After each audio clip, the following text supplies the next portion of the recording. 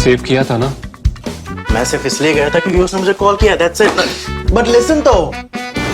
Save it for someone else. जिंदगी में save करना जरूरी है, मगर जब बात पैसों की हो, सिर्फ सेविंग से काम नहीं चलेगा। इक्विटी म्यूचुअल फंड्स में इन्वेस्ट कीजिए और अपने सेविंग्स को आगे बढ़ने का मौका दीजिए। Mutual fund investments are subject to market risks. Read all scheme-related documents carefully. ThePrint's granular on-ground reporting and its deep analysis of a range of current topics have earned us the loyalty of viewers like you. Good journalism costs money though, and we need your support. I appeal to you to subscribe to ThePrint using the description in the link below. Fear of retribution, the iron that held together the Russian imperial army, had begun to dissolve in a strange ferment. The lives of officers has become impossible, read a prophetic intelligence report issued in September 1918. In the 470th Regiment, for example, the Regimental Soldiers Committee passed a resolution to interrogate each officer on his political convictions. In the 731 Regiment, a huge crowd gathered and a soldier orator declared that all commanders were counter-revolutionaries. The 2nd Skov Dragoons put all their officers under house arrest. The historian Orlando Figes famously observed that Russian President Vladimir Putin sees himself as heir to the imperial Tsars, their magnificence, their total power and their territorial ambitions. Like a child though, he's shown himself an enthusiast for period sets and pantomime, but not such a good student of history. Warlord Yevgeny Prigozhin's mutiny over the weekend proved brief, but it's irretrievably shattered the illusions on which Putin's authority is built. We don't know what's going to happen next, but it's clear the bodies Putin sacrificed to rebuild the great empire he aspired to have not proved foundations for national glory. That realization, not a stab in the back as Putin claims, would lead Tsar Nicholas II, known in the Russian Orthodox Church as Saint Nicholas the Passion Bearer, to his execution at a merchant's modest house outside Yekaterinburg, together with his entire family. From the summer of 1914 to the end of 1918, Imperial Russia mobilized some 5,100,000 men into its standing army, which started out at just 1.4 million, about the same size as India has today. The next summer, another 2.3 million were drafted.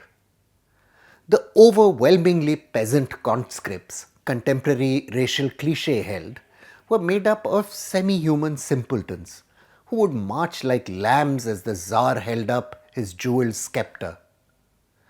The Russian soldier, Times of London journalist Stanley Washburn gushed in 1915, was the most good-natured, childlike, playful creature. But the carnage of the war was neither playful nor good-natured. By 1917, 587,000 men had been killed outright or died of their wounds. A staggering 2.7 million others were taken prisoner or otherwise lost.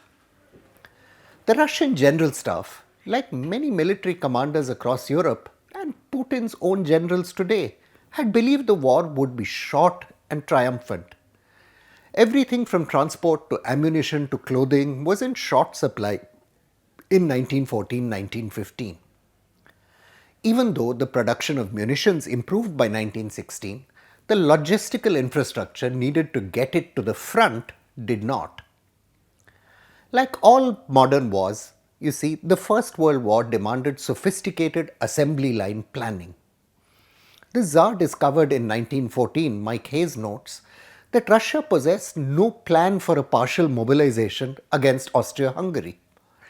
Even though Imperial Russia had an excellent network of spies, which had famously succeeded in blackmailing the head of Austrian intelligence service into leaking war plans, there was no centralized intelligence network capable of assessing enemy plans, and no system to respond to the escalation of a regional dispute into a global conflict. The Minister of War, Alexander Kerensky, embarked on a tour of the front line in May 1917, attempting to convince soldiers of the need for one more determined push against Germany that Russia's allies were demanding.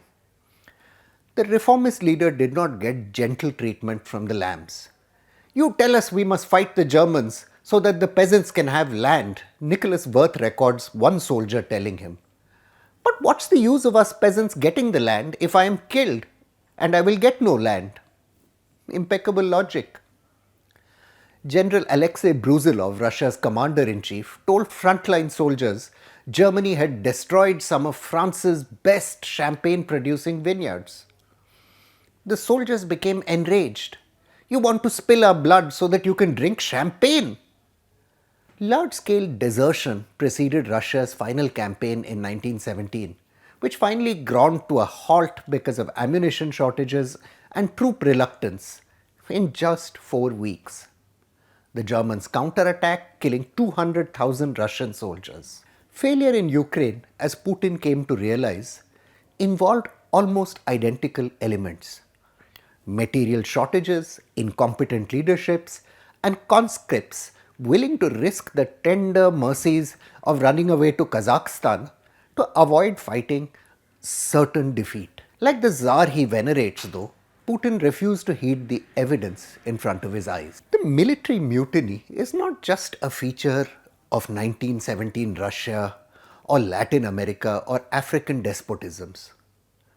Troops from the Sikh regiment serving in Bihar killed their commanding officer, Brigadier R.S. Brar, and sought to head to Amritsar after Operation Blue Star.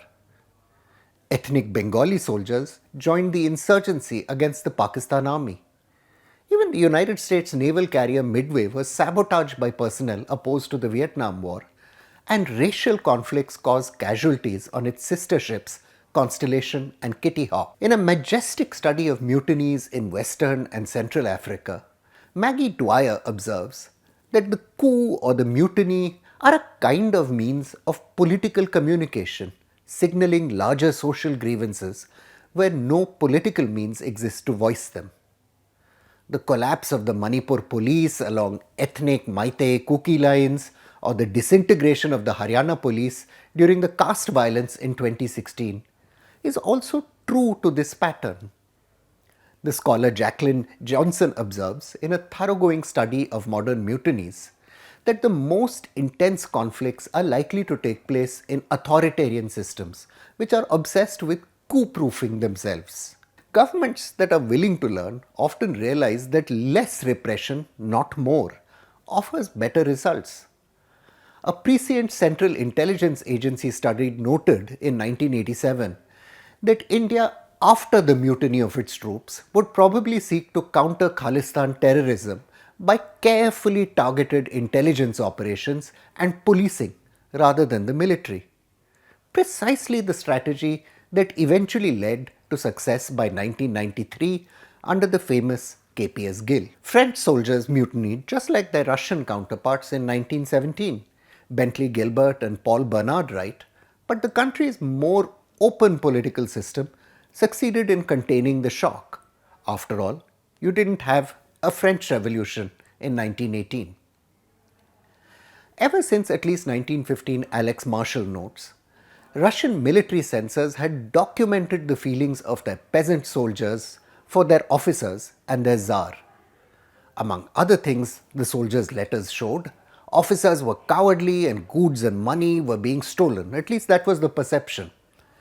Even though few soldiers had any idea what communism was, leave alone a Leninist revolution, they wanted to go back home to lands free of feudalism.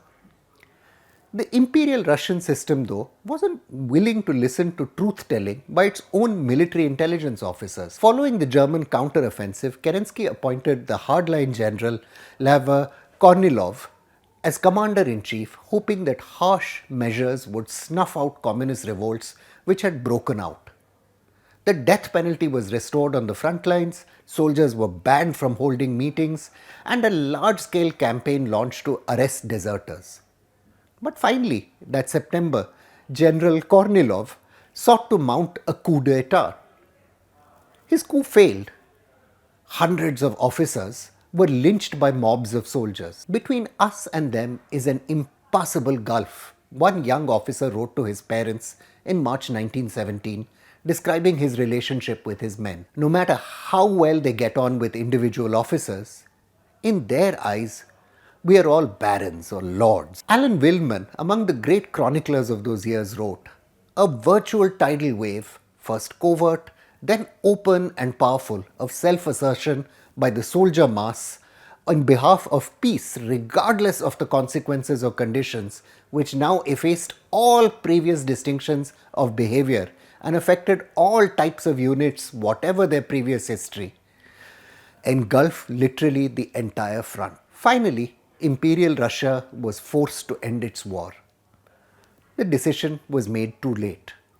The Bolsheviks emerged from the chaos, and though they would have to fight for a decade to make the Soviet Union, the fate of the Tsar and his family was sealed. The script Vladimir Putin is playing to increasingly seems likely to have a very similar ending. What it means for Russia, though, we'll have to wait and see. I'm Praveen Swami, and I'm National Security Editor of ThePrint. Thank you for watching Security Code.